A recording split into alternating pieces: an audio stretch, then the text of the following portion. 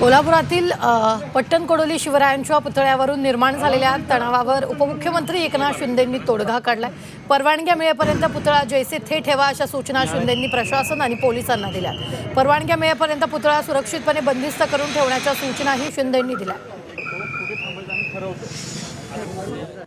कोल्हापूर जिल्ह्यातील 1026 ग्रामपंचायतीचे सरपंच आणि उपसरपंचाच्या आरक्षणाची सोडत 8 एप्रिलला काढली जाणार आहे। हे आरक्षण 5 वर्षासाठी असणार आहे। तर निवडणूक आयोगाच्या निर्देशानुसार जिल्हाधिकाऱ्यांनी हे आदेश काढले। जागतिक वारसा स्थळांच्या यादीत पन्हाळाचा समावेश करू नये अशी मागणी पन्हाळावरील स्थानिकांनी केली। या मागणीचं निवेदन पन्हाळा उपविभागीय अधिकाऱ्यांना देण्यात आले। तर मागणी मान्य न झाल्यास पन्हाळा बंद करून साखळी उपोषण करणार असल्याचा इशारा देण्यात आला।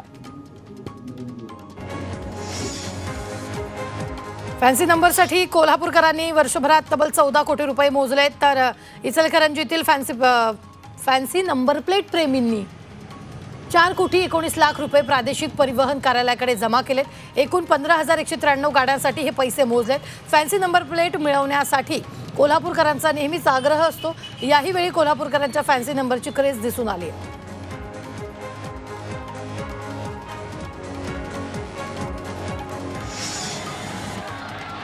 कोल्हापुरातील शाहू स्टेडियमवर फुटबॉल सामन्यावेळी झालेल्या राड्या प्रकरणी कारवाई करण्यात आली। उत्तरेश्वर चषक फुटबॉल स्पर्धेच्या अंतिम सामन्यात झालेल्या राड्या प्रकरणी केएसएनं 11 खेळाडूंवर कारवाई केली आहे। 2 खेळाडूंना चालू हंगामासाठी बंदी घालण्यात आली, तर 9 खेळाडूंवर प्रत्येकी 2 सामन्यांसाठी बंदी घालण्यात आली।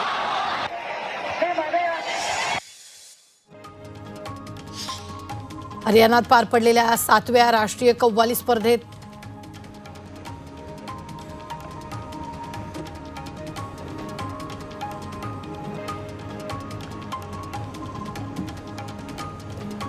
तर या स्पर्धेत कोल्हापूरच्या शिवाजी विद्यापीठ संघाने द्वितीय क्रमांक पटकावलाय।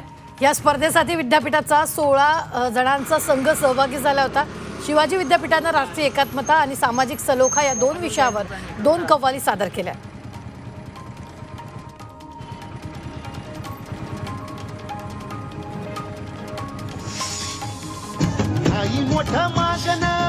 दख्खनचा राजा अशी ख्याती असणाऱ्या ज्योतिबाच्या चैत्र यात्रेची तयारी अंतिम टप्प्यात आली आहे। कामदा एकादशीपासून यात्रेला सुरुवात होणार आहे, तर मुख्य यात्रा 12 एप्रिलला सुरू होते।